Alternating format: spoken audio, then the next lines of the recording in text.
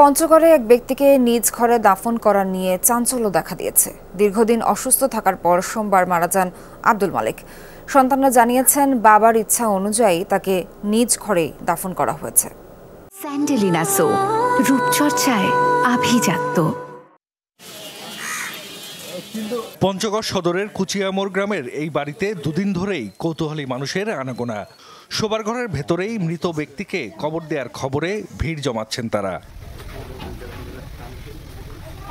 দীর্ঘদিন অসুস্থ থাকার পর সোমবার রাতে মারা যান ৯৭ বছর বয়সী আব্দুল মালেক। পরে নিজ ঘরেই তাকে দাফন করেন সন্তানরা। এ নিয়ে এলাকায় দেখা দিয়েছে চাঞ্চল্য। কেন ঘরের মধ্যে কবর দেয়া হলো, সেই প্রশ্নই ঘুরে ফিরে সবার মুখে। আমি শুনতে পাই যে মারা গেছে।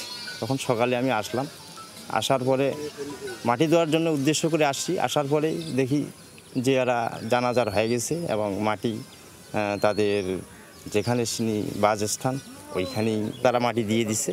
আমি এটুকুই জানি আর কি। ফজর নামাজ পড়ে আসলাম বাজারে, তখন শুনলাম বলে উনি বলে মারা গেছে। তখন দেখতে আসলাম যে মারা গেছে। তখন দেখতে গোসল টোসল করায় উনি একটা বাড়ির ভিতরে কবর খুঁড়ছিল। সময় হলো 10:30, তখন আমরা সবাই জানাজা করে মাটি দিলাম আর কি। সন্তানরা বলছেন আব্দুল মালেকের ওসিয়ত অনুযায়ী তাকে নিজ ঘরে দাফন করা হয়েছে। বাড়ির উঠানে জানাজা শেষে করা হয় দাফন। আমার বাবার নাম মোহাম্মদ আব্দুল মালেক ফকির। উনি মাইজভান্ডারি ভক্ত। অসুস্থতার কারণে উনি মৃত্যু হয়েছে।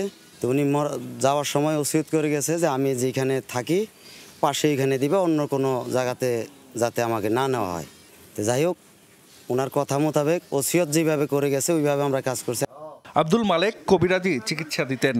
আশেপাশের এলাকাতেও তার পরিচিতি ছিল বলে জানিয়েছেন স্থানীয়রা।